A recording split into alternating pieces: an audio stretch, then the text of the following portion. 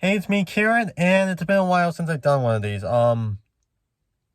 So yeah, this is going to be my thoughts on the 2023 Giro d'Italia and Tour de France road. I was planning to do this week, actually about 2 weeks ago, but then literally right on the day I was planning on filming this, I got sick.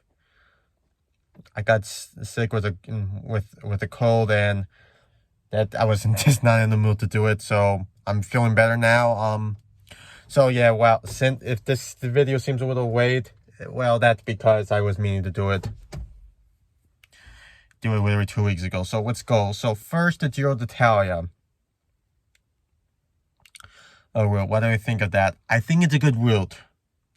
I think I like the fact that there's a couple. I like the first week route. It's not that hot. Like there's only I think only really one mountain stage in the first week, and I like the short TT at the beginning and the big TT on stage 9. I think that will give a good chance for time trial riders to gain a decent gap over the climbers. And then second week is pretty good. Good. I like those stage 13 Crash Montana stage. I think that's a good stage. I think that's will be a point where you start seeing some real major attacks on the climbs, and yeah, I think it's a good second week. Third week, I think it's fantastic. Very hard mountain stages in the third week. Third week. Probably the hardest. I think the hardest mountain stage should always come on the third. Should be the hardest mountain stage of any Grand Tour should come in the final stage of the mountains, and we got that with the Passo Gel and the finish on Tracimi di Lavaredo. And of course an excellent uphill TT it's on that I can't pronounce the name quite yet, so just look it out for yourself. But that mountain they're riding up in the final TT is almost as hard as the Zonco, and that's how hard it is. So yeah, and of course the finish in Rome. Look, I know some people really don't like the fact that the final stage of Giro is taking place all the way down in Rome. Since the penultimate stage is taking so far up in northern Italy. Because of the environmental search. Look, I'm fine with that. I mean, look, in my opinion, it's a simple fix when it comes to environmental concerns. Just fit out the team and don't give each team their own individual plane. Just fit all of the riders on one single plane. Plane 176 a single plane can easily, commercial airliner can easily carry 176 people, and then you just need another 2 or 3 planes to carry all the staff and bikes and stuff. And that's easily a lot more convenient than having 22 separate planes carrying all the riders down. So yeah, but getting back to it, I do like, and knowing the whole environmental concern, I do like the fact that it's a sprint finish in Rome. I really would prefer that the Giro just finish in Rome, just like the Tour does, and just like the Vuelta. I mean, just like how the Tour finishes in Paris and how the Vuelta usually finishes in Madrid. Look, I'm not completely skilled. I mean, I would be willing to say look, if a Grand Tour, I would prefer a Grand Tour with this finish in the country capital every year. Maybe you can make an argument that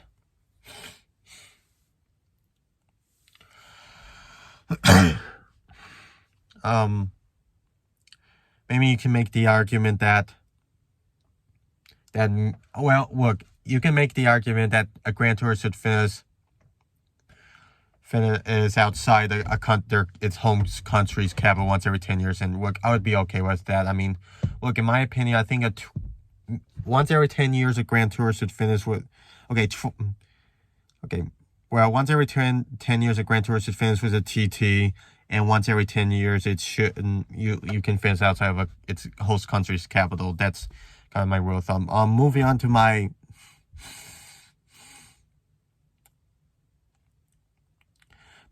thoughts on the tour. I did not like it that much. Look, the first thing, I will get this out of the way, the lack of time trialing. Look, I mean, in my opinion, this is the least suited time. I mean,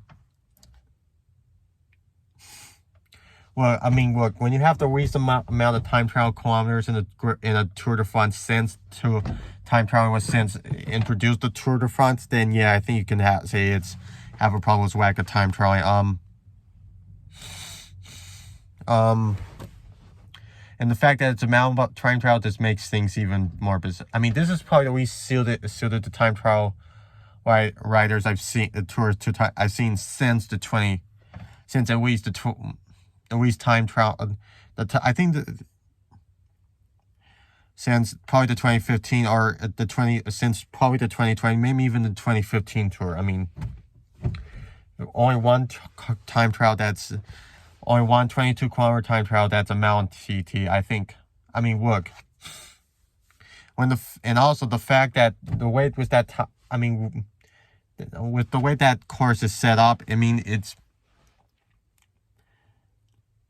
I mean, look. Look. I mean, it looks like you're. I'm going to just say this. It sounds like cycling commentators are going to sound a lot like F1 commentators on that stage. If you get what I mean. I also don't. Another thing I don't like is how the tour kind of the final 4 days of the tour, the final week of the tour, because look, the first week, I think the first week is actually would be a pretty good first week. It has like 4 sprint stages. It has the first 2 stages are a couple hilly stages. It's for the punchers. I think if you ask me what's a perfect tour start, I think it should alternate between a time trial stage. It should alternate between a time trial stage, a puncher stage, and a sprint stage. Something in that sort of pattern. I mean, I would prefer this, but I like the puncher route. I do think it's cool. It's starting the Basque Country in Bilbao and San Sebastian. I don't like going into the Pyrenees. I think is a little weird how they conduct that. With Stage 6 basically being a carbon copy of Stage 9, but I'll get into that in a minute.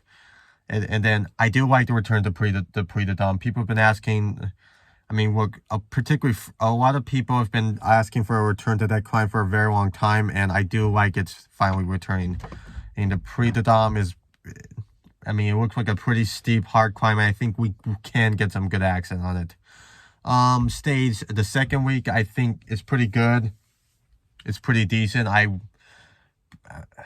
not quite sure about the finish of Grand Colombier. I think the way that, for whatever reason, the way that climb is just kind of, it's not really meant for good racing. For whatever reason, I don't really catch on why stages on that climb have been kind of a little boring, but we'll see. I like the return to Saint Gervais Mont Blanc. I think that, I mean, it's shown in the past in both the Dauphiné and in the Tour that it can provide some good racing. So I'm interested to see about that.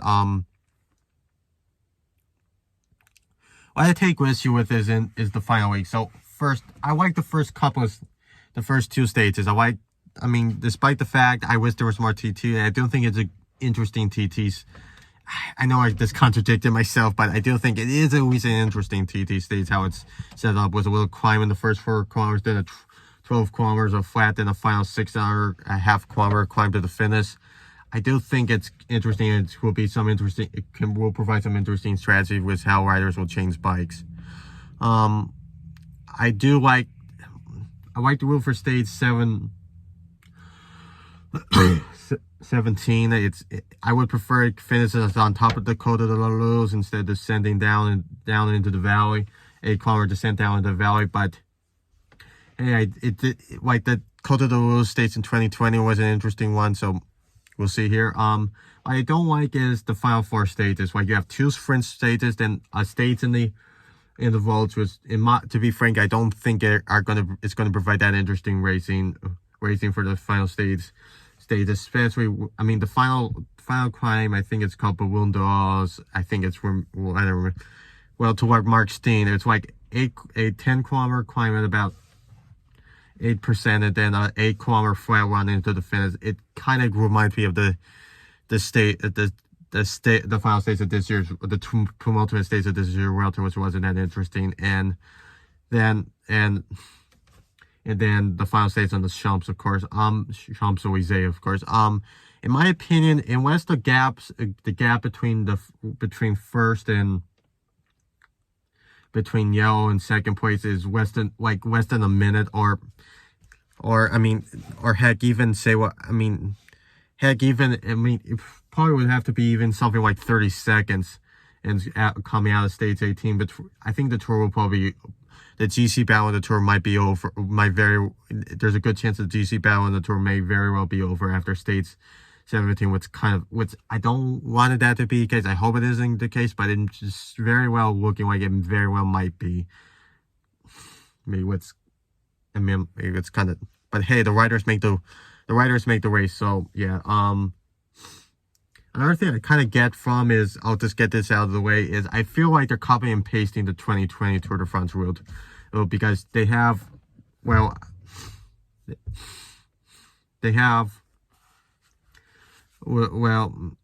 wouldn't say it's exactly a copy and paste, but they're taking a lot from that route. I feel like I get the feeling that, because look, you have stage 6 is a carbon copy of the stage of stage 9 of stage 6 is the 2023 Tour. It's a carbon copy of stage 9. You have a similar mountaintop finish to the Massif Central, while not the same mountaintop finish as the 2020 Tour de France. You have a finish on top of the Grand Colombier at pretty much right around the same time as that it was in that Tour, and of course you have a mountain time trial just like that Tour, and of course it stays in the Cote of the Wolves, and the penultimate stage is taking place in the Wolves. I get the feeling that ASO must have been panicking a little and feel like the Tour might have been canceled that year because of COVID. They were like, okay, in case it's canceled, let's take some of the stages we think will be a success and stages that may help Julian Alaphilippe, because at the time there was that we very well discussed, and then maybe Julian Alaphilippe might be a GC contender. We know that's not the case now, but hindsight's 2020, no pun intended. And just make it that one, and just put in the 2023 tour. But yeah, so overall, to just to get over which route I think is better, it's the Giro. I think so. I mean, look, overall, which riders I think will be suited for the Giro, and which will be for the Giro. I think it's going to be the three riders you're most likely going to see are going to be Primož Roglič, Geraint Thomas, and Remco and Van der Poel. I think it's a time trial oriented Tour, and look,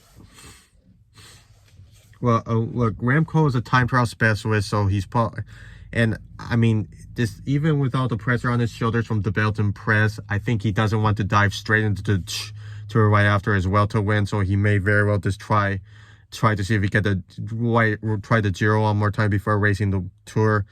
Geraint Thomas, look, Bernal may be very well coming back next year, and it's the Tour next year is a climbers Tour, so Ineos is probably going to have Thomas do the Giro, and I think look, when it comes to Primo, I think whatever chance Primo had of continuing the Tour kind of died with him, crashed out with him with his Tour last year. I hate to say that I like Primo, but I think with Jonas winning the Tour last year and Primo being unable to get his fourth Vuelta win and improve himself, I think they're probably Jumbo's going to be like, okay, Jonas is doing the Tour to defend his crown. It's a climbers Tour, and it's a time trial riders Tour. We have the defending Olympic time trial champion, Primo. You get at it.